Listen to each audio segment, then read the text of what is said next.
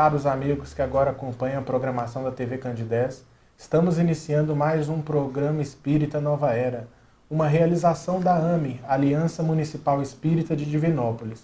E como já é de conhecimento de todos, o nosso objetivo é, acima de tudo, levar até você as diretrizes consoladoras e educativas do Espiritismo, na abordagem de diversos temas da atualidade à luz da doutrina espírita, assim também como temas básicos do Espiritismo, pautado nos seus princípios fundamentais.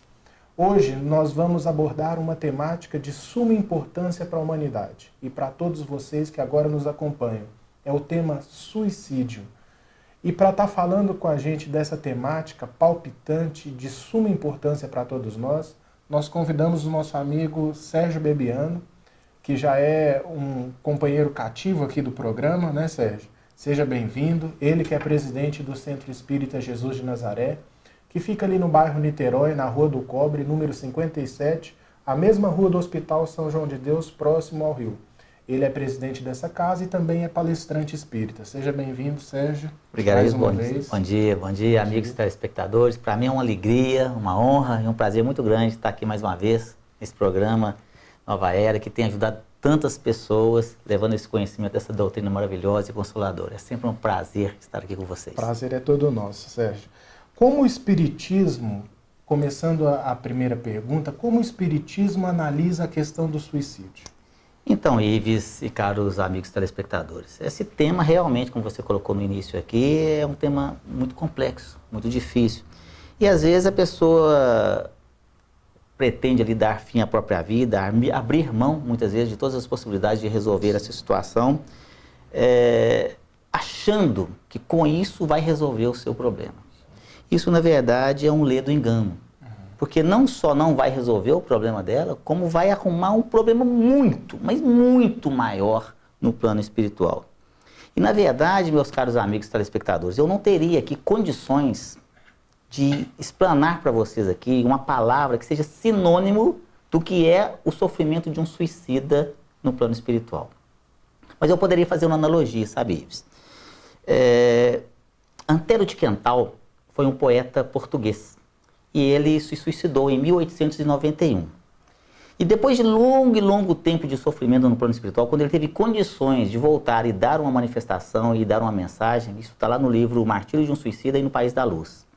E ele falou a seguinte mensagem para nós. Ele disse assim, abre aspas, os maiores martírios da terra são doces consolações, se compararmos ao mais suave sofrimento de um suicida.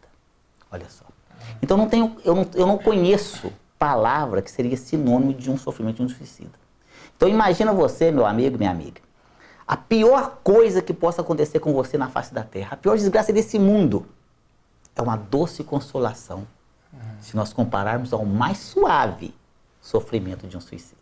Então jamais será aqui uma válvula de escape. E é bom a gente ressaltar o próprio Evangelho segundo o Espiritismo, ali no capítulo 5 do Bem-aventurados Aflitos, tem uma mensagem suicídio e loucura, em que Kardec, os espíritos através de Allan Kardec, colocam que o suicídio é acima de tudo também uma covardia moral da pessoa que não tem muitas vezes aquela galhardia de poder transpor os próprios obstáculos da vida e por ainda serem materialistas, né, não acreditarem que a vida prossegue após acabam escapando por essa válvula falsa, né? Achando que uma porta na verdade, uma porta falsa aí.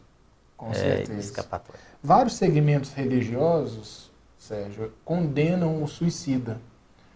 Como que o Espiritismo vê a condição do suicida? O Espiritismo também condena o suicida? Na verdade, Ives e caros amigos, este assunto ele é muito pouco debatido nas casas religiosas. Ele é muitas vezes tratado como um tabu. Entende-se que não falando, isso vai preservar. E na verdade não, até a própria mídia não trata esse assunto de uma forma mais ampla, na verdade. O Brasil, meus queridos, para vocês terem noção, ele é o campeão mundial de suicídio dos adolescentes. Então isso é uma coisa que nós temos que conversar mais sobre isso, debater mais sobre isso. E nós, além disso tudo, ainda tem a questão das influências espirituais.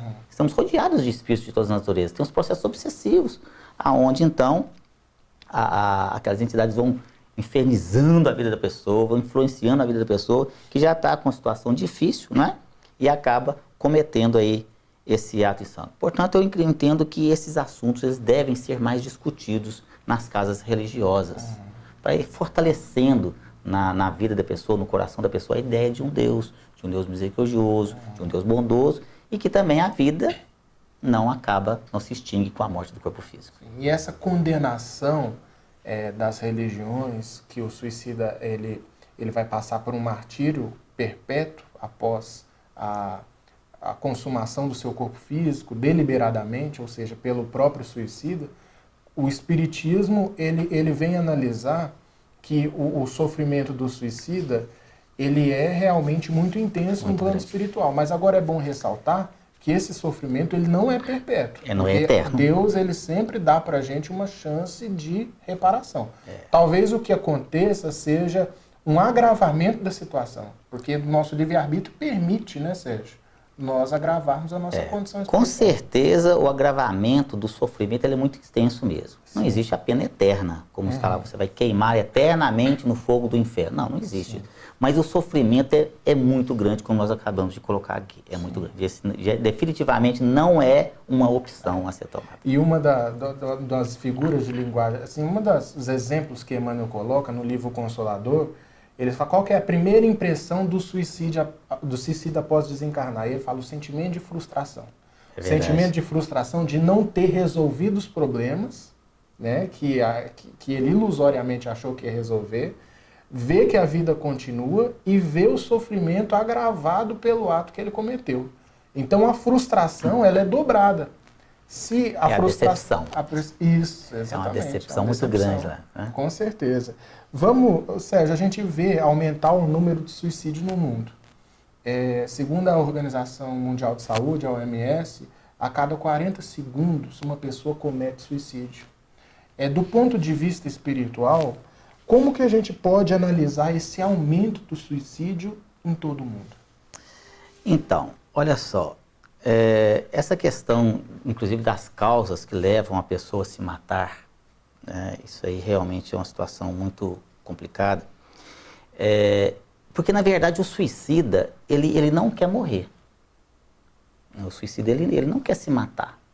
Ele quer resolver o problema dele. Se ele conseguisse resolver o problema dele, ele não se mataria. Sim. Na verdade, ele acha que morrendo acaba-se o problema. Sim. Tá certo? E aí, uma série de situações que acontecem com a pessoa que leva ela, inclusive, a essa questão do suicídio aí, tanto que está acontecendo no mundo inteiro, na verdade. Sim. Isso não é só no Brasil, em diversos países, em todos os países aí tem essa situação. E depressão, a questão dos problemas mentais também, da drogadição, tem as questões dos problemas financeiros, problemas de relacionamento diversos, e a pessoa não consegue conviver com a perda daquele relacionamento. Tem a questão do bullying, e aí a gente vê também, inclusive, essa questão no site agora do Baleia Azul. Sim. E aí tem aquela série que ficou muito famosa na televisão, 13 Razões Por Quê. Então isso tudo tem que ser muito discutido, muito debatido, essa situação. E aí vemos essas questões a aumentar de uma forma exponencial. E deve ser discutido isso muito. Mas você falou uma coisa muito importante aí, Ives. Nós vamos ver lá no Livro dos Espíritos e também lá no Consolador sobre a questão do que aguarda o espírito ao recém-desencarnar pelo suicídio. É a decepção. A primeira coisa que acontece ali é a realidade, a decepção com a realidade da vida que não se extingue com a morte do corpo físico. Vida essa agravada por tormentos pavorosos em função ali de que você, de não ter acatado, de não ter a resignação, a perseverança para passar por aqueles momentos difíceis ali. E a gente vai ver isso muito no Livro dos Espíritos, que completa agora esse ano 160 anos, 18 de abril de 1857, completou 160 anos. Nós vamos ver também isso lá no livro Consolador, que fala muito sobre essa questão. E o problema maior, Ives, é que esse espírito, ele continua no plano espiritual sentindo as mesmas sensações ali daquele ato insano que ele cometeu naquele momento. Então, por exemplo, o cara suicidou pelo enforcamento. Então ele continua no plano espiritual sentindo ali a corda o asfixiando ali no plano espiritual, como se estivesse se enforcando a cada segundo. O estampido do tiro na cabeça, com sangue escorrendo, segundo após segundo. A queda livre. A cada segundo ele sente o corpo como se ele estivesse caindo ali daquela altura. Sim. Então é uma sensação, e ele não consegue compreender por que ele não morre. Mas não pode, eu morri e não consigo morrer. Eu falo isso para vocês, meus amigos telespectadores, com bastante propriedade, porque essa é uma das atividades que eu faço lá no Centro Espírita Jesus de Nazaré, em tantas outras casas, como voluntário, nas reuniões mediúnicas, conversando com os espíritos, igual estou conversando aqui com eles, igual estou conversando aqui com vocês, de uma forma muito natural. E esses espíritos chegam para nós numa situação de penúria.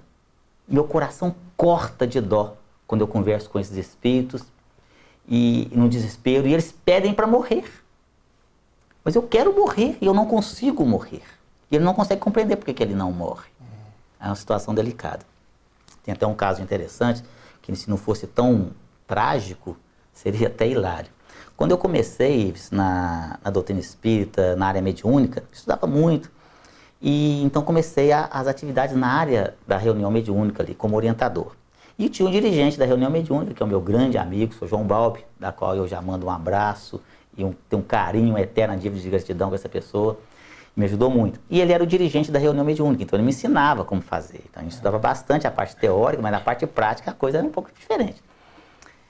E um dia eu estava na reunião mediúnica, conversando com os espíritos, e um espírito manifesta.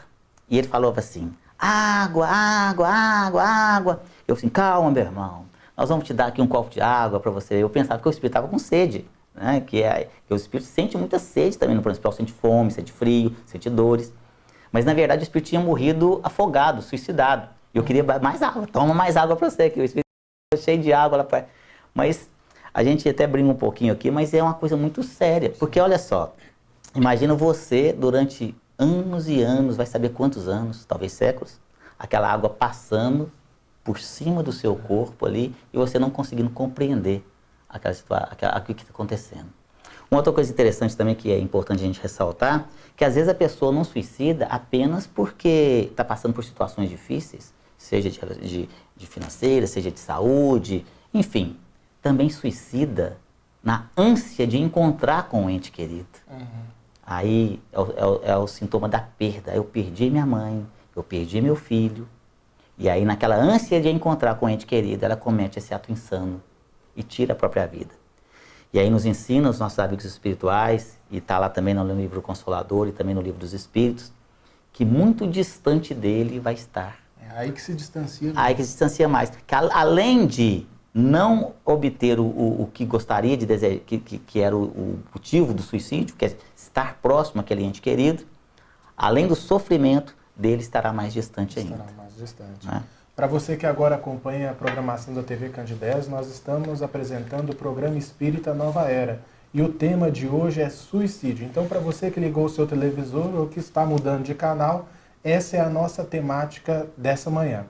Sérgio, quais as causas que levam o indivíduo ao suicídio? E também existe uma pergunta atrelada a essa, que são as consequências espirituais a longo prazo. A gente meio que respondeu a questão do sofrimento do suicida, mas ao longo das reencarnações, as sequelas, talvez elas ainda persistam, né? Quais as causas, as motivações emocionais que desencadeiam ou que levam a pessoa a cometer o suicídio e quais as consequências espirituais a longo prazo? Veja bem, como a gente acabou de falar aqui também, a questão, uma das causas que tem levado as pessoas a esse ato insano é a questão da depressão. Sim. Uma tristeza, uma falta de vontade de viver e a falta na crença, na fé em Deus, de uma providência de vida, de uma providência divina. E isso acaba levando a pessoa a cometer esse ato insano. O materialismo estaria por trás disso? Também, porque a pessoa... Imagina a pessoa que não acredita em absolutamente nada na vida após a morte. Sim.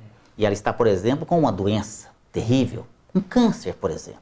Olha, você está com câncer, uma doença em fase terminal e não tem cura. Se você olhar única e exclusivamente pelo lado material, é até racional. Bom, eu não tenho cura, estou num sofrimento terrível, então melhor acabar com a vida. Mas aí é que está o ledo do engano, porque a vida continua. E a provação que você está passando agora, a expiação que você está passando agora, é necessária para o seu próprio crescimento espiritual. E ela é passageira, está no corpo físico. Se você souber administrar isso de forma consciente, de forma racional e principalmente com muita fé no porvir, você com certeza no plano espiritual estará muito melhor, porque vai ter passado por essa etapa como um vencedor. Sim.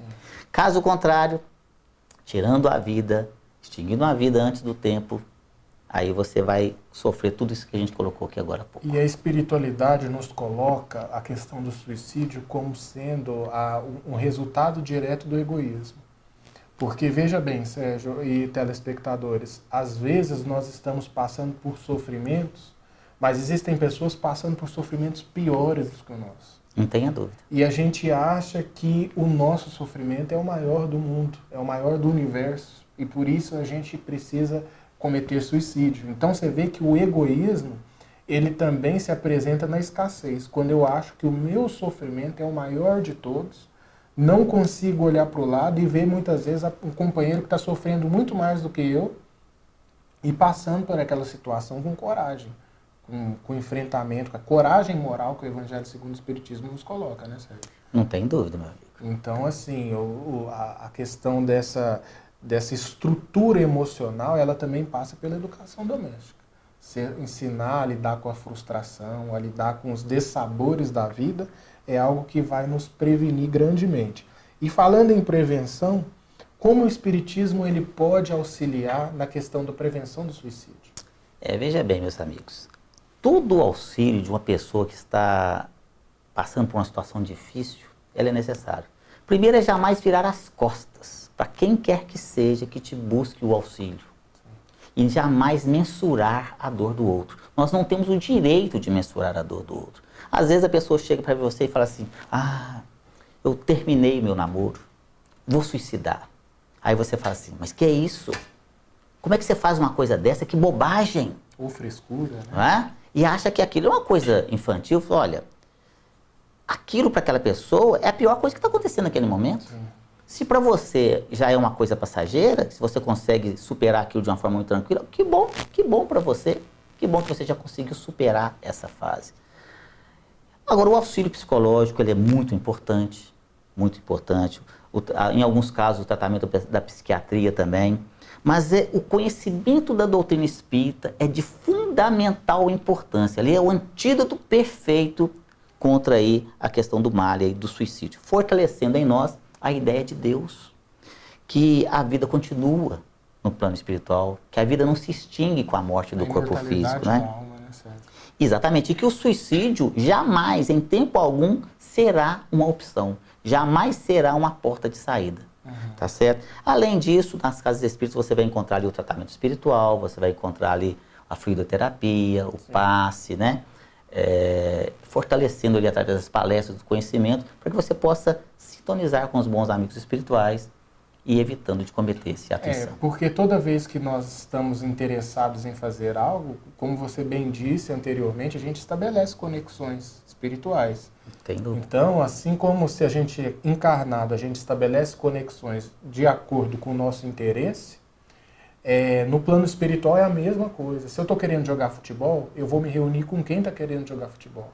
Por quê? São interesses em comum. A pessoa que está pretendendo se autoexterminar, ela vai também estabelecer conexão com espíritos que hoje se autoexterminaram, então no plano espiritual naquela mesma amargura. Ou inimigos seus do passado. Ou inimigos seus do passado. Verdade. Então a casa espírita ela vai ajudar a desconectar mentalmente desses irmãos que são, na verdade, oportunistas, porque esperam uma condição mental adequada que a gente possa oferecer para eles, para poderem estar incidindo sobre nós. Tudo é sintonia. Agora vem uma pergunta muito interessante, porque ela amplia a questão do suicídio. Como se dá o suicídio indireto ou inconsciente, como André Luiz nos fala em suas obras?